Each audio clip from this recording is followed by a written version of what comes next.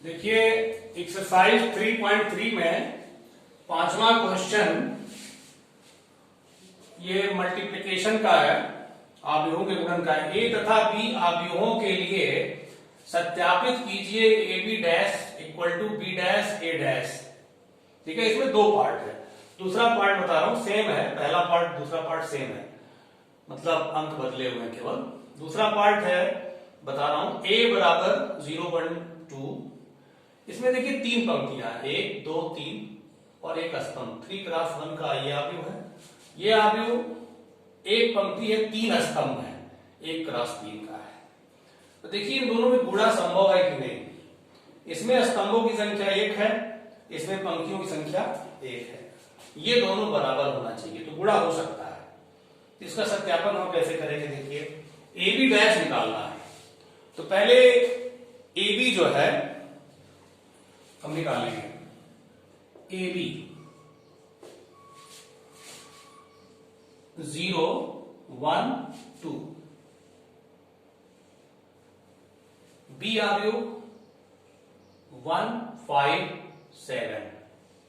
ठीक है, देखिए 1 1 ये बराबर हो गया, इसके स्तंभ इसकी पंक्ति बराबर है, तो आव्यूह जो प्राप्त होगा वो 3 क्रॉस 3 का आव्यूह प्राप्त होगा। 3 क्रॉस 3 का आव्यूह प्राप्त होगा तो उसको हम ए आई जे 3 क्रॉस 3 का पहले लिख लें A11 A12 A13 A21 A22 A23 A31 A32 A33, मतलब 3 क्रॉस 3 का आव्यूह प्राप्त होगा, ये पहले से पता है। इसलिए हम 3 पंक्ति और 3 स्तंभ वाले आव्यूह लिख लें ताकि गुणा कराने पर हमको इसी क्रम का आव्यूह मिलना चाहिए। अब गुणा करा रहे देखिए A11 पहली पंक्ति पहले स्तंभ का गुणा हो जाएगा, एक ही एक तत्व है 0 × 1। फिर पहली पंक्ति दूसरे स्तंभ का, पहली पंक्ति दूसरा स्तंभ 0 × 5। ठीक है, 0 × 5। फिर पहली पंक्ति तीसरा स्तंभ 0 × 7। ठीक है, फिर आइए दूसरी पंक्ति पहला स्तंभ 1 × 1, फिर 1 × 5, फिर 1 × 7। दूसरी पंक्ति तीसरा स्तंभ, दूसरी पंक्ति तीसरा स्तंभ। फिर A31 तीसरी पंक्ति पहला स्तंभ 2 × 1, 2 × 5, 2 × 7। ये आपका जो है तैयार हो गया 0 0 0 1 5 7 2 10 14। ये ए बी आया। अब ए बी डैश निकालना है, तो ए बी डैश जो है यहां लिख ले रहे हैं, ए बी डैश।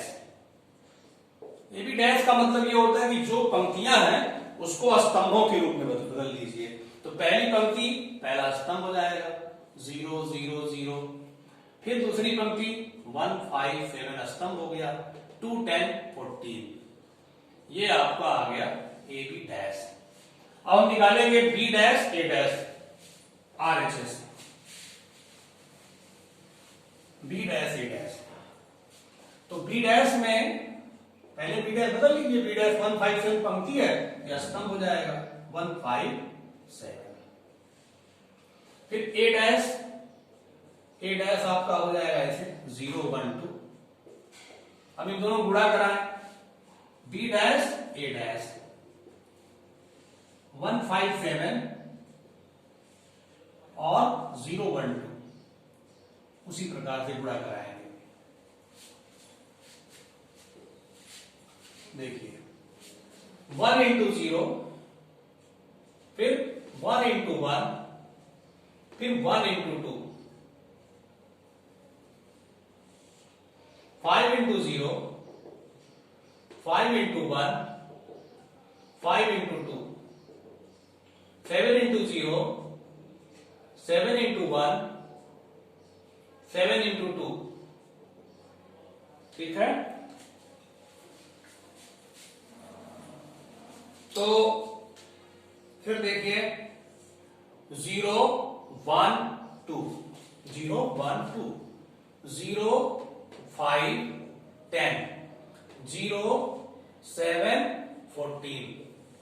तो देखिए आपका LHS जो था AB डैश वो देखिए, और RHS जो B डैश A डैश है देखिए ये दोनों इक्वल आ रहा है। तो हो गया ये आपका सत्यापन, AB dash equal to B dash A dash. इसी प्रकार से आपको पहला पार्ट कर लेना है, ठीक है। अब देखिए इसका पांचवा हो गया, छठवां का एक पार्ट देख लीजिए। दो पार्ट है और दोनों एक ही जैसा है, तो एक हम बता दे रहे हैं, एक आप अपने मन से करेंगे। छठवें का दूसरा बता दें, छठवें का दूसरा, यदि A equal to sine alpha cos alpha minus cos alpha sine alpha,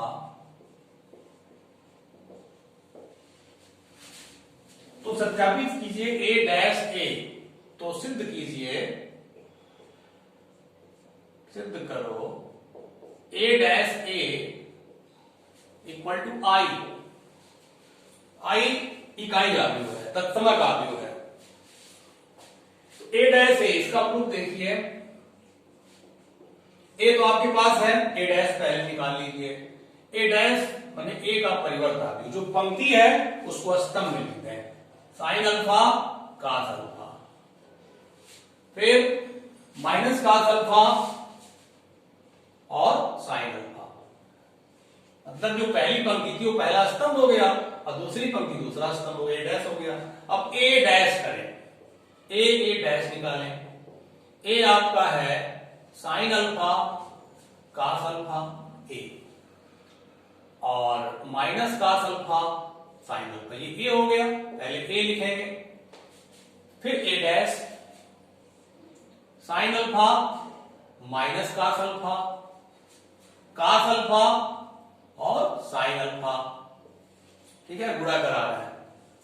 ये जो स्थान होता है पहली पंक्ति पहले स्तंभ का होता है, तो पहली पंक्ति गुणा पहले स्तंभ है, sine alpha into sine alpha sine square alpha हो गया, cos alpha into cos alpha cos square alpha. तो ये पहला तत्व तैयार हो गया, पहली पंक्ति पहले स्तंभ गुणा पहला तत्व तैयार। फिर पहली पंक्ति दूसरे स्तंभ का स्थान ये है, A12 का स्थान है, तो पहली पंक्ति दूसरे स्तंभ का गुणा, तो साइन अल्फा कास अल्फा, तो minus sine alpha cos alpha plus cos alpha sine alpha, ठीक है। फिर चलिए ये दूसरी पंक्ति पहले स्तंभ का स्थान है, तो दूसरी पंक्ति पहला स्तंभ minus cos alpha sine alpha plus sine alpha cos alpha. फिर चलिए दूसरी पंक्ति दूसरा स्तंभ, ये हो जाएगा cos square alpha plus sine square alpha. ये आपका आ गया 1 0 0 1, दिस इज आई, यही इकाई आव्यूह जिसके मुख्य विकर्ण के तत्व एक हो और शेष सभी तत्व शून्य हो, ये आपका सिद्ध हो गया RHS, ठीक है। तो इसी प्रकार आप पहला पार्ट कर लेंगे। अब इसके बाद आपको जो बताने जा रहे हैं बहुत ही इंपॉर्टेंट है, हेडिंग डालिए सममित आव्यूह, सिमेट्रिक मैट्रिक्स, सममित आव्यूह। ये काफी इंपॉर्टेंट है, इंपॉर्टेंट तो है सब है, लेकिन इसको ध्यान से समझिएगा। सिमेट्रिक मैट्रिक्स, सिमेट्रिक मैट्रिक्स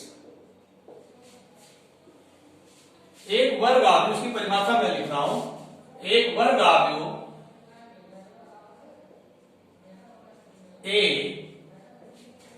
तब सममित आव्यूह कहलाता है, तब सममित आव्यूह कहलाता है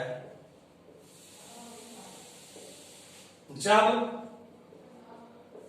A डैश बराबर A हो, जब A डैश बराबर A हो, मतलब वर्ग आव्यूह होना चाहिए पहली बात, दूसरी बात उसका जब परिवर्त आव्यूह निकालें तो उसी आव्यूह के बराबर आए, मतलब इसमें ये कह सकते हैं, अर्थात AIJ बराबर ए से आई हो, मतलब जो तत्व A12 का हो वही A21 हो, जो A23 का हो वही A32 का हो, जो A31 का हो वही A13 का हो। इसका एग्जांपल लीजिए, ये परिभाषा हो गई, ये परिभाषा है, ठीक है। इसका एग्जांपल देखिए,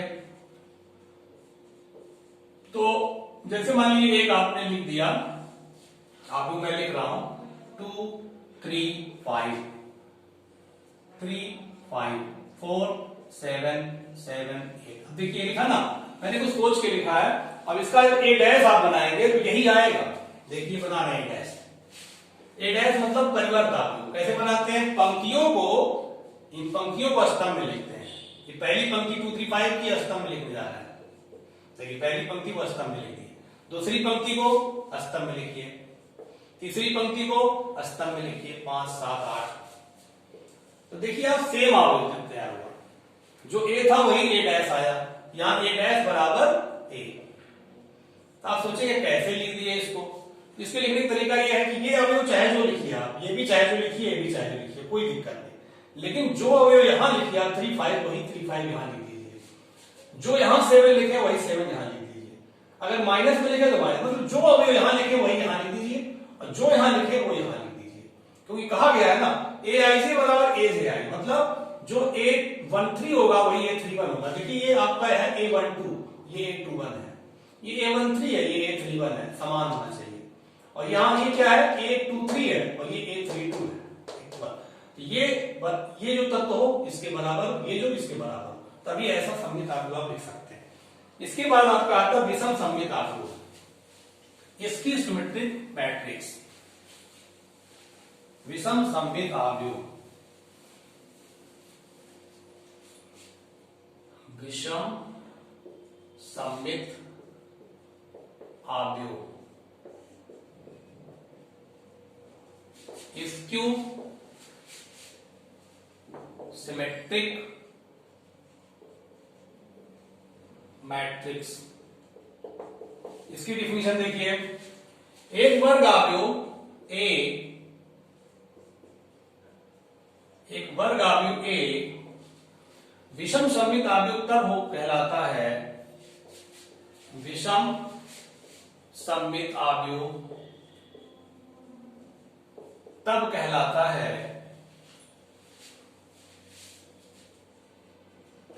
है जब ए डैश इक्वल टू माइनस ए हो,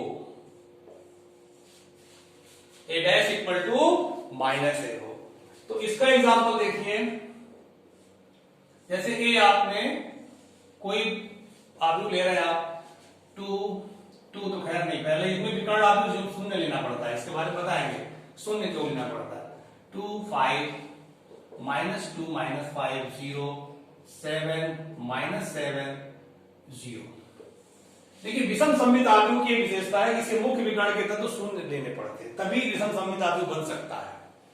और बाकी क्या ये जो लिखे आप उसका चिन्ह फिर यहां बदल के लिखें, वही अवयव लिखिए यहां पर लेकिन चिन्ह बदल दीजिए। जैसे 2 5 लिखे -2 -5, अगर मान लीजिए -2 लिखे हो तो +2 लिख देते, 7 लिखे -7, ये दोनों का चिन्ह अलग होना चाहिए, समान मात्रा में, ठीक है। और मुख्य विकर्ण के तत्व शून्य, क्योंकि अब इसका ए डैश जब लिखेंगे तो आपको -a प्राप्त होगा। ए डैश लिखने जा रहे हैं, देखिएगा ध्यान से। ए डैश कैसे लिखते हैं, पंक्तियों को स्तंभ में लिख देंगे। पंक्ति पहली 0 to 5 है, ओके। फिर दूसरी पंक्ति -2 0 7 और तीसरी पंक्ति -5 -7 0। अब देखिए इसमें से माइनस आप कॉमन ले सकते हैं। तो आपको मैंने बताया है कि आप जो है किसी भी चीज से कॉमन लेंगे, सारे तत्वों से कॉमन होगा। माइनस कॉमन लेंगे तो अंदर सब जगह माइनस का फर्क पड़ेगा। देखिए यहां पे कर दे रहा है, यहां पे कर दें,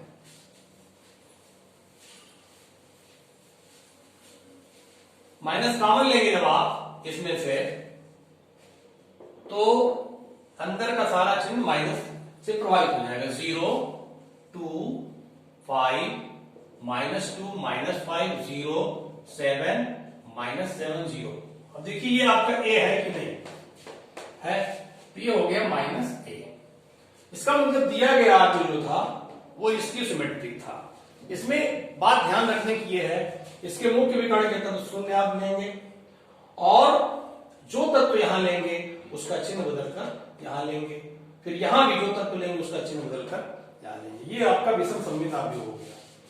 तो सममित आव्यूह में a dash equal to a होता है, विषम सममित आव्यूह में a dash equal to minus a होता है। ठीक है, a डैश माने a का परिवर्त आव्यूह। अब देखिए इसमें सतवे का पहला जो है वो आपका कह रहा है सिद्ध कीजिए a एक विषम एक सममित आव्यूह है। सिद्ध कीजिए a एक सममित आव्यूह है। तो a जो दे रहा है ये 1 -1 5 -1 2 1 फिर 5 1 3 कह रहा है ये सिद्ध कीजिए सममित आव्यूह है। तो क्या करना है, डैश लिख डालिए इसके आंसर में, आप a डैश लिखिए। a डैश कैसे लिखेंगे, इसकी पंक्ति को आप स्तंभ में लिख दीजिए, -1 2 1 5 1 3। ठीक, अब देखिए आपने लिखा तो पंक्तियों का स्तंभ में, लेकिन बराबर ही आ गया। चूंकि a dash equal to a आ गया इसलिए a सममित आव्यूह है, सिद्ध हो गया। ठीक, इस प्रकार देखिए दूसरा खंड विषम सममित आव्यूह कह रहा है। विषम सममित आव्यूह आप सिद्ध करिए इस दूसरे को। तो सतवें का दूसरा जो दे रहा है वो a दे रहा है 0 0 0। देखिए विषम सममित आव्यूह सिद्ध करवा रहा है ना, इसलिए देखिए मुख्य विकर्ण का तत्व शून्य दे रहा है। फिर देखिए 1 -1 ये देगा, फिर इसका चिन्ह बदल देगा। देखिए 1 -1 कह रहा है सिद्ध करिए विषम सममित आव्यूह है। तो सिद्ध चलिए a डैश पहले लिखें। a डैश कैसे, इसका a का परिवर्त आव्यूह कैसे लिखेंगे, इनकी पंक्तियों को स्तंभों में लिखिए। तो 0 1 -1, ठीक, 0 1 -1 स्तंभ में आ गया।